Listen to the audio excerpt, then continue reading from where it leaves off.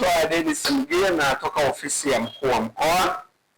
Nimefuatana na wageni pia kutoka ofisi ya waziri mkuu ambao kimsingi ndio wanaotusaidia au wanaosimamia mfumo huu wa taarifa kwa watu wenye ulemavu. Ofisi ya waziri mkuu imeandaa zoezi hili kwa ajili ya kuweza kupata taarifa muhimu kwa watu wenye ulemavu. Taarifa hizi zitatusaidia katika masuala mbalimbali, kwa sababu tumekuwa wakati mwingine hatuna taarifa halisi za watu wenye ulemavu, na hata tunapotaka kutoa huduma wakati mwingine tunasema nenda kwa mtendaji kachukue barua sio ya kuonyesha kama wewe kweli ni mlemavu, wakati mwingine unaonekana. Lakini sasa huu mfumo utakapoingiza taarifa zako, maana yake utakuwa na namba yako maalum ambayo itakuwa inakutambulisha.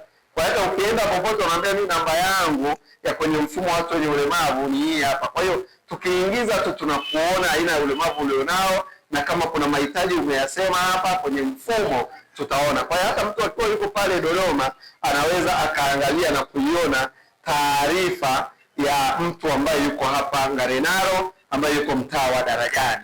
Kwa hiyo wito wangu kwenu, ninawaomba sana tuwajulishe watu wengine wenye ulemavu waweze kufika ofisini kwa mtendaji kwa ajili ya kuchukuliwa taarifa hizi muhimu.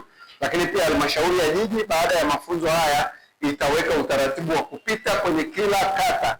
Tumeanza na kata ya Ngarenaro leo na Unga Limited, lakini tutapita kata zote 25 za jiji la Arusha ili kuweza kuwaandikisha watu wote wenye ulemavu, na mwisho wa siku mfumo wetu wa taarifa watu wenye ulemavu uweze kufanya kazi vizuri. Tukipata fursa tunataka kuunganisha. Leo tumepata kuna mtu ametupa labda kwa mfano msaada wa wheelchair 30. Hatuna haja ya kuanza kusema nani anahitaji. Mimi naingia kwenye mfumo, tunaona kuna wazee watatu wa Ngarenaro wanahitaji wheelchair. Nasema peleka wheelchair 3 Ngarenaro na nitaona na jina. Kuna albino wanaohitaji mafuta, nitaona albino kadhaa wako sehemu fulani. Kuna mtu anahitaji mkono bandia, nitaona kwenye kata fulani anahitaji mkono bandia. Kwa hiyo mnaona maisha ambavyo yatakuwa marahisi. Kuna mtu anahitaji mkopo wa 2%. Kuna mtu mwenye ulemavu ambaye ana biashara anahitaji na yeye kushindanishwa kwenye tenda, ili manake kuna 10% ambayo imetengwa kwa ajili ya watu wenye ulemavu kuweza kupata zile tenda ambazo zinatangazwa. Tunasema kuna mfanyabiashara huyu mwenye ulemavu, kwa sababu mfumo huu unatuambia. Kwa hiyo ndio kitu ambacho serikali imekileta kwa ajili ya kuweza kuzipata hizo taarifa, lakini tuweze kuwafikia kwa ukaribu na kuweza kuhakikisha mnapata huduma zile ambazo tunastahili. Tunajua kuwa mlemavu haimaanishi kwamba hauwezi, si ndio jamani?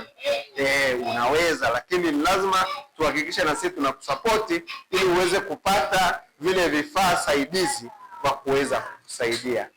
Kwa jina naitwa Nuru Juma. Nimefurahia kuhusu swala la hili mfumo. Inaonekana serikali inatujali na inatupenda. Natoa shukrani zangu za dhati kwa serikali. Nimefurahia mfumo huu.